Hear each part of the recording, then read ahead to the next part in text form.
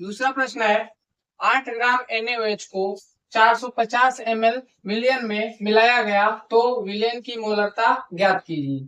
ये प्रश्न में क्या आपको करना है, इसमें भी देखिए आपको ये पहले मोल वाला फॉर्मूला लगा लेंगे। क्यों लगाएंगे, इसका कारण क्या है, तो इसका कारण ये है, यहाँ पे आपको क्या निकालने के लिए बोला गया है, मोलरता। तो मोलरता का पहले मैं सूत्र लिखता हूं, उसके बाद मैं बताता हूं कि मैं इसका मोल क्यों निकालूंगा। तो मोलरता का सूत्र होता है मोलरता मोलरता बराबर विलेय के मोल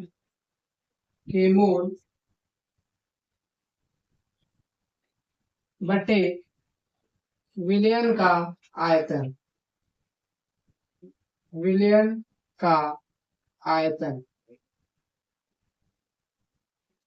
ये आपका फॉर्मूला होता है। तो इस फॉर्मूले में देखिए आपको क्या दिया गया है, विलेय का मोल निकालना। विलेय का मोल क्या है, यहाँ पे जो कम मात्रा में जो है आपके विलयन में प्रेजेंट होता है पदार्थ, उसको क्या बोला जाता है, विलेय बोला जाता है। इस प्रश्न में देखिए आपका 8 ग्राम NaOH है जो कि 450 ml विलयन में मिलाया गया है, ये कम मात्रा में। तो इसी चीज को हम लोग क्या बोलते हैं, विलेय बोलते हैं। तो इसका हमको क्या निकालना पड़ेगा, मोल निकालना पड़ेगा। मोल के लिए मैंने ऊपर फॉर्मूला बताया है, सेम फॉर्मूला इस पर लगाएंगे, उसके बाद जो है आप क्वेश्चन में आगे बढ़ेंगे। तो जब मैं इसका मोल निकालूंगा किसका, NaOH का, तो वो कितना आएगा, उसको मैं लिख सकता हूं 8 बटे NaOH का मोलर द्रव्यमान निकालिएगा तो आपका जो है Na का जो मोलर द्रव्यमान होता है वो कितना होता है, 23 ग्राम। ऑक्सीजन का कितना होता है, 16, और हाइड्रोजन का कितना होता है, 1। टोटल जोड़ेंगे तो आपका कितना आता है, वो 40 ग्राम आता है। कितना आता है, 40 ग्राम। इसमें आप लोग का देखिए दिया गया द्रव्यमान कितना था, 8 ग्राम, और इसका मोलर द्रव्यमान कितना आ गया, NaOH का 40 ग्राम।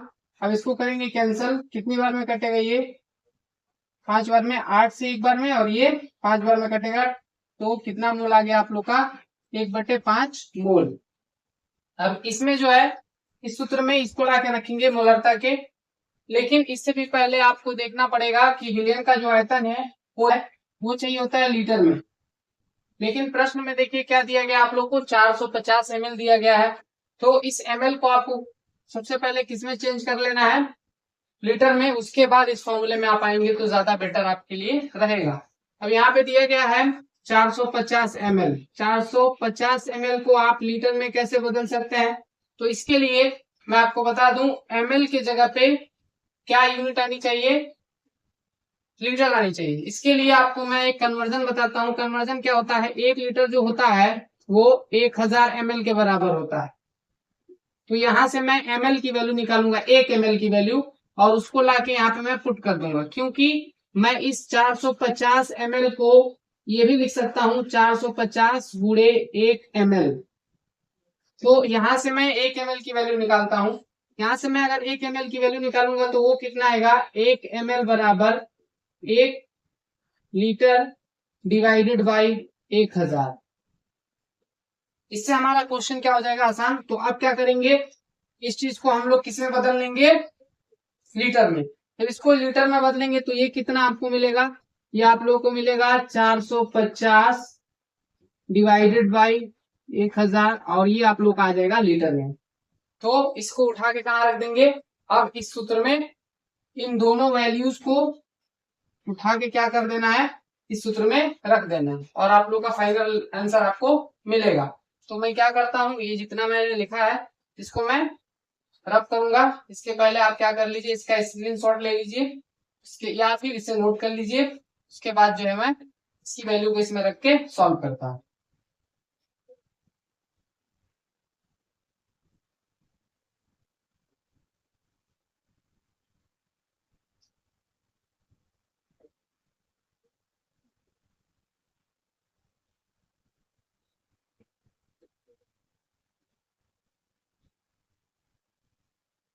तो मुझे उम्मीद है कि आप लोगों ने क्या कर लिया होगा, इसको नोट कर लिया होगा। तो चलिए मैं इसकी वैल्यू को सूत्र में लाके रखता हूँ।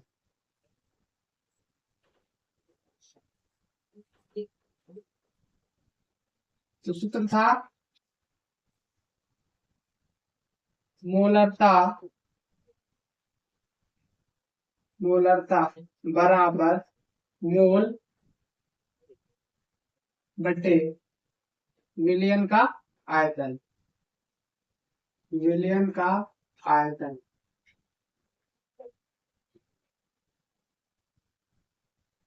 यहाँ पे मैंने शॉर्ट में लिखा है, यहाँ पे कौन सा मोल लेना होता है, विलेय का मोल लेना होता है। तो यहाँ पे मैंने सिर्फ मोल लिख दिया। तो मोल कितना आया था हमारा, आया था 1/5, और इसको किससे डिवाइड करना था, 450 डिवाइडेड बाई 1000 से। अब इसको कैसे लिख सकते हैं, इसको ऐसे लिखा जा सकता है 1/5 डिवाइडेड बाई 450 डिवाइडेड बाई 1000। अब ये आपको फाइनल क्या मिलेगा, फाइनल आप इसको ऐसे लिख सकते हैं 1/5 गुणे 1000 डिवाइडेड बाई 450। देखिए यहाँ से 1 से 1 0 चला जाएगा, 5 से कितनी बार में जाएगा, ये आप लोग का 20 बार में जाएगा। तो आपका आंसर क्या आ गया, 20/45। इसकी यूनिट क्या लिखेंगे आप, इसकी यूनिट लिखेंगे मोलार। मुझे उम्मीद है कि आप लोगों को ये क्वेश्चन समझ में आया होगा। अगर इसको आप आगे सॉल्व करना चाहते हैं तो आप आगे भी इसको सॉल्व कर सकते हैं।